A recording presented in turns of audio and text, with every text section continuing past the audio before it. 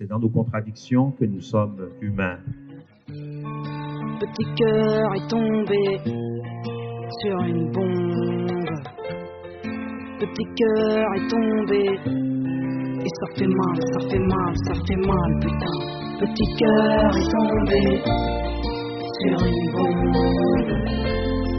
Petit cœur est tombé et ça fait mal sur une bombe.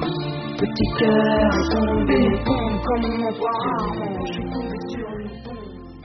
Petit cœur. José Pliat écrivait, vraiment le fils de Jean Pliat écrivait. J'ai collaboré avec José dans le cadre du projet de création du musée Jean Pliat. Nous avons créé, ça fait déjà, je crois, 2 ans, une association, les Amis de Jean Pliat, dont l'objectif premier, ultime, disons, est la création du musée Jean Pliat. José Pliat, autant que je m'en souvienne, faisait partie d'un petit cercle à la fois de mon neveu, de son frère Michel, au cours primaire de Bégamé Nord. À l'époque, moi je faisais le CM2, c'était en 1975, je crois. Mon neveu, qui s'appelait Timothée, il allait souvent avec des caisses de madame la directrice à la maison, puisque leur mère était la directrice du groupe AA. C'est comme ça que j'ai fait sa connaissance et qu'on allait régulièrement dans leur maison. C'est dans cette ambiance qu'on s'est connus, qu'on a développé des liens. Et plus tard, on a appris que Michel est parti, c'est-à-dire il a quitté le Bénin pour aller en France. Puis après, les sœurs ont fait de même et, bien évidemment, José aussi est parti. Donc c'est comme ça que les liens ont été rompus. Au Bénin, si tu es acteur culturel, tu as nécessairement côtoyé José Pliat. C'est pendant un FITEB et on nous disait que José Pliat allait venir et tout le monde était curieux de voir qui est José Pliat parce qu'on connaissait le papa, on connaissait l'écrit. C'est comme ça que moi j'ai connu pour la première fois José Pliat. En 2000, j'ai créé un spectacle qu'on appelle Patriotique 2. Et le spectacle est sur les histoires des sans-papiers. Donc, les immigrants, les Africains qui vont en France et qui n'ont pas de papiers. Et en 2001, Négrérance est apparu sur pratiquement la même thématique. J'ai eu un cours de cœur par rapport à ce texte-là. Et je l'ai monté en 2001. Pour la première fois, ça n'a pas été une rencontre physique. Donc, je l'ai d'abord rencontré à travers son œuvre. Et la toute première que moi j'ai lue, c'est Le complexe de Thénardier. Donc, j'étais bluffée. On venait à peine de commencer l'école internationale du théâtre du Bénin. Quand les liens ont été naturellement rompus parce qu'on s'est perdu de vue, on s'est retrouvés beaucoup plus tard. Moi, j'étais à Limoges en 1998, je crois, en train de faire une résidence d'écriture. Et là, je reçois une lettre, une très belle lettre, de la part de José. Cette lettre-là était une lettre de reconnexion, mais aussi une lettre de félicitations qu'il m'adressait avec une critique assez pointue de mon premier roman. Et c'est là que j'ai commencé à lire ces textes. Déjà dans aux années 2010, j'ai commencé à lire certaines de ses pièces. Et comme je préparais à l'époque une thèse de doctorat sur le théâtre béninois, forcément, j'ai été amené à lire ses œuvres. Les pièces m'ont vraiment frappé par l'originalité de l'écriture et des thématiques qui ont été traitées là-dedans. Et c'est comme cela que nous avons commencé à dialoguer par livres interposés.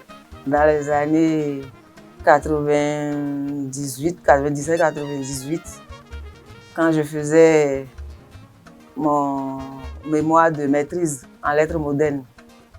J'ai découvert Négrérance et les pièces qui suivent, la trilogie Négrérance. Je suis tombée amoureuse de l'écriture de José Plia. Et voilà, le lien s'est poursuivi en DEA. J'ai encore travaillé sur Négrérance et le masque de Sika dans le cadre de mon mémoire de DEA. Et puis j'ai continué pour la thèse. José lisait beaucoup, mais il avait un panel d'ouvrages de lecture très élargi. Des livres classiques que papa lui avait recommandés. Il était très fanat de bandes dessinées Marvel, Tintin, Astérix, voilà. C'est un peu tout ça qui a forgé aussi son amour de la littérature et par la suite son amour du théâtre, parce qu'il a commencé à lire des auteurs théâtraux, à lire d'abord des œuvres de poésie, des auteurs de théâtre. Après 40 ans, nous revoilà, heureux joyeux de te revoir. Eh bien, je ne suis pas capable de parler de l'esthétique de son œuvre parce que je ne l'ai pas beaucoup pratiqué, je l'ai très peu pratiqué. J'ai lu ce que les gens ont dit de Condat le Roquet, mais j'ai lu et relu Négrérance. Parce que Négrérance est paru au moment où on parlait des papyritudes.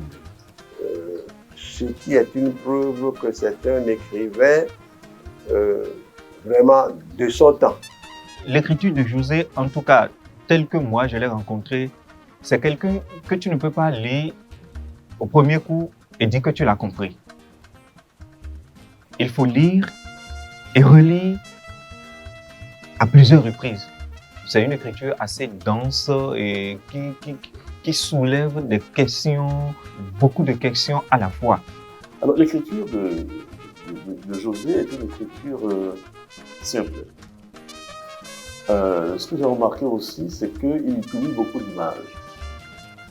Il utilise beaucoup d'images parce que selon lui, la question de la littérature, lorsqu'elle s'introduit à l'intérieur de la scène, surtout la scène vivante, surtout dans le spectacle, il faut faire très attention. Parce qu'il y a un niveau de langue que tu peux utiliser, mais il faut que ce niveau de langue soit porté par des comédiens qui ont de l'expérience. Et donc, à chaque fois quand je le lis, j'ai toujours l'impression que son esthétique se révèle à chaque fois. Les images sont présentes, mais il essaye de faire en sorte que ce soit plaisant, ce soit séduisant. Quand on se penche sur son univers fictionnel, on voit se dessiner très vite les horizons d'attente. On a l'impression qu'il s'adresse à des publics qui sont universels, certes, mais qui sont beaucoup plus des publics de l'étranger. Des publics français, des publics de la francophonie en général, mais que les préoccupations qui touchent de près à la vie des Béninois ne s'y retrouvent pas véritablement. Il est en quelque sorte le pionnier de la rupture thématique et esthétique dans le théâtre béninois. En lisant aussi un peu ce qui était écrit à l'époque, c'était surtout des thématiques politiques, la critique sociopolitique et surtout la plupart des pièces parues à l'époque. Mais José Plia est sorti du lot à travers son écriture pour aborder des thématiques complètement nouvelles. José Plia est souvent dans le social. Et c'est ce qui est intéressant. Toutes ces pièces-là, c'est le social. Même si il lui arrive de faire de la caricature, comme il a fait dans Condat le Roquet, tout ce qu'il écrit, c'est le social. Il n'est pas un auteur engagé politique. Et il rompt complètement avec l'esthétique classique et avec une écriture vraiment poétique, un travail sur la langue. Quand je prends concours de circonstances, Voilà une pièce qui s'interroge sur les mécanismes de la création et sur les rapports que le personnage entretient avec l'auteur. Vous voyez, en fait, sa pièce la plus africaine, si on peut parler comme ça, c'est le Masque de Sika. Quand je prends une pièce pour le complexe de Thénardier, qui parle de la question de la dépendance, en fait, entre une mère et celle qui est censée être sa domestique, qui vraiment est dépendante de l'autre. C'est la dialectique du maître et de l'esclave que Hegel a eu aussi à aborder, que José Plia récupère et comme de façon fort belle dans cette création-là. Chiffon mou et eau oxygénée pour les chaises du salon. Bonjour, Tanti. C'est le bonjour que je vous offre. Recevez-le comme on reçoit un bel adieu, avec chaleur et amitié. Bonjour. Je vous ai dit bonjour. Appliquez-vous. Vous voyez donc, José Plia, c'est l'écrivain monde pour qui l'écrivain, certes, vient de quelque part, mais on ne peut pas l'enfermer dans une nationalité et dire qu'il ne doit faire que ceci, qu'il doit faire que cela. Et donc, sa position rejoint celle des dramaturges comme Kossif, comme Kagnin Alem Djoulou, qui se disent « Ne nous enfermez pas dans le ghetto de l'africanité ». Papa faisait beaucoup lire José, lui, pour alimenter un peu son goût de la littérature et de la lecture, lui recommandait des œuvres. Je vous dirai quelques-uns, quelques grands auteurs qui me viennent à l'esprit. Paul Claudel, je sais qu'il y a également Rainer Maria Rilke, qui est un grand poète et dont l'un des ouvrages, Lettre à un jeune poète, a beaucoup inspiré José dans son amour de l'écriture, de la poésie et en plus de la dramaturgie. Comme autre auteur, écrivain, José était un grand admirateur de Aimé Césaire et qu'il a eu la grâce, en tout cas la chance de pouvoir rencontrer lorsqu'il était directeur du Théâtre national de la Martinique. Et un très grand auteur, un poète que José affectionnait beaucoup, c'était Arthur Rimbaud. Je me sers de la littérature pour exorciser les contradictions. José Plia est un Édipe. Il a écrit Condat le Roquet pour contester son père. Puisque son père a écrit Condot le Requin, qui est une grande pièce de théâtre, une œuvre connue à travers le monde. Jean Plia, vous le connaissez, c'est une grande figure de la dramaturgie africaine. Et c'est une figure qui lui faisait un peu de l'ombre. Et José Plia voulait exister par lui-même. Et à travers Condat le Roquet, il a voulu un peu tuer l'œuvre de son père. Et même tuer symboliquement son père pour exister en tant qu'auteur dramatique reconnu. C'est fort de dire le tuer le père, mais c'était un peu ça que José essayait de retraduire dans son ouvrage Condat le Roquet, pour marquer en fait son identité d'auteur et se démarquer de celle de son père. Il y a cette expression très psychanalytique qui dit que pour s'émanciper, il faut tuer le père. Ouais. Et moi, j'avais besoin de ça. Et c'est autour de ça, autour de Condat, qu'on s'est réconcilié, que moi j'ai pu m'émanciper et trouver mon chemin, et que lui a accepté que je puisse exister. Ça fait 30 ans que tu m'emmerdes. 30 ans que je n'existe plus pour toi. J'aimerais vivre un peu, souffler, respirer, m'aérer. Impossible. Tu es là comme la poisse. Tu m'enserres, tu me poursuis. Au marché. Vous prendrez bien du poisson, monsieur Kondo? Pas Kondo, Condat. Je te déteste. 30 ans que tu me pourris le quotidien. Par la suite, José a su se forger sa propre identité scripturale d'écrivain, d'auteur dramaturge, avec une série d'ouvrages et de pièces théâtrales qui portaient vraiment sa touche, sa marque. Il n'a pas réussi vraiment à se faire connaître au Bénin et il est très peu joué. Ses pièces ont été très peu jouées. Il y a Alou Benidine qui a monté le complexe de Thénardier, je ne sais plus en quelle année. C'était un ami sincère qui me voulait beaucoup du bien. Et c'est pourquoi je n'hésite pas aussi à lui rendre la monnaie. J'ai produit plusieurs de ces pièces après avoir monté d'autres. Voilà, parce que je me souviens que j'ai monté l'Iguérance en Guinée équatoriale, où il est passé d'ailleurs, dans la troupe qu'il a fondée en Guinée équatoriale qui s'appelle Arena Blanca, en Guinée équatoriale. Et après ça que j'ai monté le complexe de Thénardier. Moi, je vous dois la vie. Je prends conscience de ce geste que vous avez commis un soir d'hiver. Un geste involontaire, désintéressé, gratuit. Réflexe d'humanité. Derrière moi, il y a plus que moi. Il y a mon père, il y a ma mère, il y a les miens. Ce n'est pas moi que vous sauvez, c'est tout un peuple. Nous serons vos témoins. Je ne vous ai pas sauvé. Je vous ai exploité.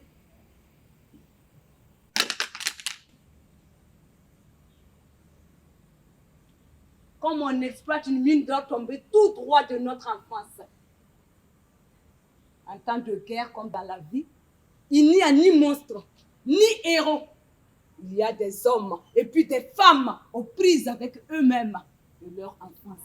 Voilà, après, bon, j'ai produit ici, à l'école, à l'atelier normal, j'ai produit, et nous étions assis sur le rivage du monde, sur lequel j'ai mis Nathalie pour faire la mise en scène, et une mise en scène fort réussie. J'y songe et j'ai une très forte envie de le faire. J'ai envie de me déshabiller, de déposer mes vêtements sur le rivage, d'avancer vers la mer qui doit être tiède, ou peut-être même chaude, et qui saura, elle, me rafraîchir. C'est ce que j'ai envie de faire avant de partir. Vous ne le ferez pas. Je vous l'interdis, vous êtes en infraction. J'ai eu tort d'être accueillant et d'accepter votre présence. C'est terminé. Je vais me lever et avancer jusqu'à vous. Avant que je ne m'approche de vous, vous devriez être parti. C'est terminé. Faites donc, monsieur. Approchez. Venez jusqu'à moi et avant que vous n'arriviez, je serai partie de votre plage, de votre sable, de votre rivière pour entrer dans la mer qui, si je ne me trompe pas, ne vous appartient pas.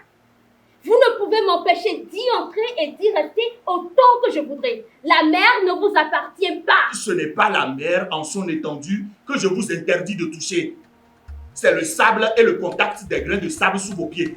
J'ai donné aussi l'occasion à Dom Dom de monter le masque de Sika, en tout cas par lequel j'ai fait connaissance avec José. Ce masque est beau parce qu'il ravive notre histoire et nous fait rêver. C'est ce que je lui reproche. Faire rêver, corriger le passé, donner l'illusion qu'avant tout était soleil et volupté. Un monde parfait. Cette illusion,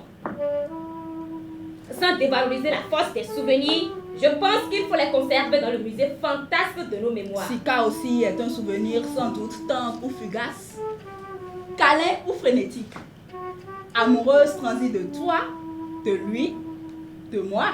Qui sait? Si on t'écoute, on ne saura jamais. Il a raison, Pancratio. Vous pouvez avoir un texte dramatique, extrêmement beau, poétique, comme vous dites, et où il n'y a aucun conflit. Et ce n'est pas du théâtre. C'est peut-être de la poésie, mais ce n'est pas du théâtre. Et comme j'ai vraiment, moi, fait le choix de l'écriture dramatique, mon primat, mon premium, c'est vraiment trouver les bons conflits pour les bons personnages. Des gens produisent pas mal de choses sur lui. Hein. Je crois bien Stéphanie Bérard, qui a écrit sur José Plia, comme d'autres ont écrit sur lui. Des Ivoiriens ont écrit sur lui. Le professeur Kamagaté a écrit un article sur lui. C'est vrai qu'au Bénin, on a l'impression qu'il n'est pas assez connu, que c'est maintenant qu'on le découvre de plus en plus. Et ce qui a aidé aussi à ça, entre choses, c'est voilà, son retour au pays. Une fois qu'il, de temps en temps, revient au pays, on l'écoute davantage que lorsqu'il était resté en Europe. Et ne pas étudier, et ne pas au programme. Pour le faire connaître aussi, c'est des échelles.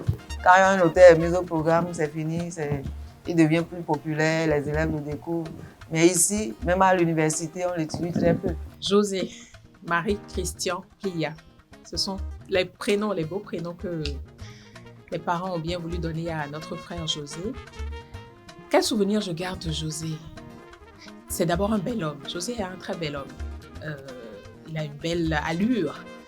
Et mieux encore, José est un homme très éloquent, avec je dirais une force de persuasion à nul autre pareil. José, quand il se met à te parler d'un sujet, il est capable je dirais même de te vendre la mer, quoi. Voilà, c'est ça. José, c'est un homme épris de liberté, liberté de penser surtout. C'est en tout cas les mots-clés qui pour moi caractérisent mon frère José. C'est un ami qui a rayonné et également surtout un collègue parce que je l'ai retrouvé ici dans les travées de la présidence et la première fois que je l'ai vu là, il m'a dit le pouvoir c'est autre chose, c'est pas ce qu'on imagine lorsqu'on écrit. Quand j'ai commencé à faire ma thèse, j'étais en contact avec lui par mail. On s'est très peu vu physiquement, mais on a beaucoup échangé. Et quand j'ai fini, je l'ai informé, il m'a demandé de lui envoyer la thèse.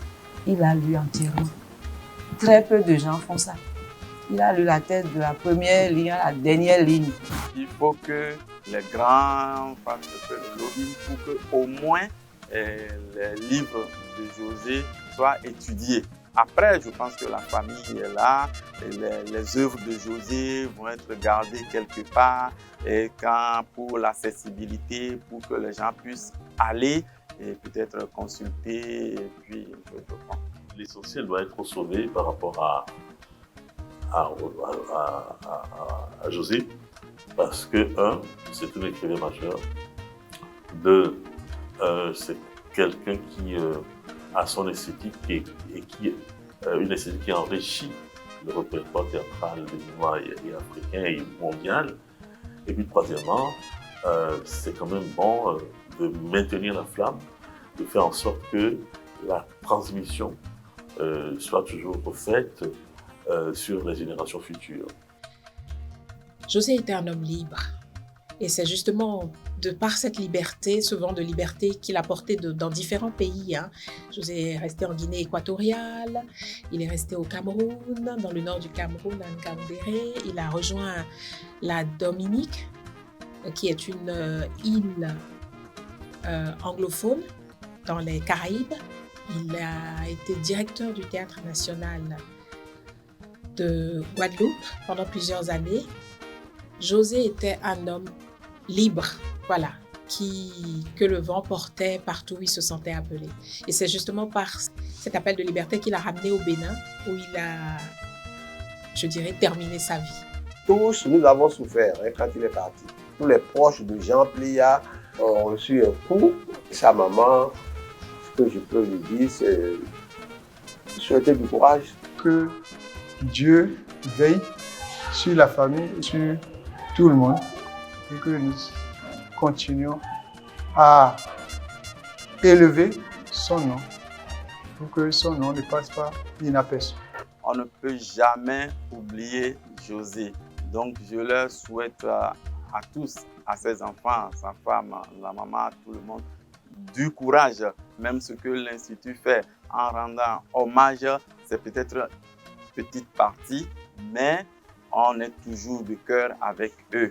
On est toujours de cœur avec la famille. Vous devez continuer à être fiers de votre fils, de votre frère, de votre oncle, José Plia, parce qu'il n'a pas vécu inutile, il a vécu utile. Il a été utile et il continuera à être utile encore pendant de très longues décennies, parce que lui-même n'est plus parmi nous maintenant, mais ses œuvres sont toujours avec nous. Ses œuvres sont toujours avec nous. Et José Plia continue de vivre dans la conscience des centaines et des milliers de lecteurs qui, de par le monde, continuent à se pencher sur son œuvre. L'artiste ne meurt jamais. Il y a ces œuvres qui parleront toujours à sa place. Il y a surtout ces textes qui seront lus ici ou ailleurs. Et il y a toujours cette verve qui le caractérise, qui va toujours illuminer lorsqu'on y pense, eh bien, tous ces souvenirs qu'on a de lui.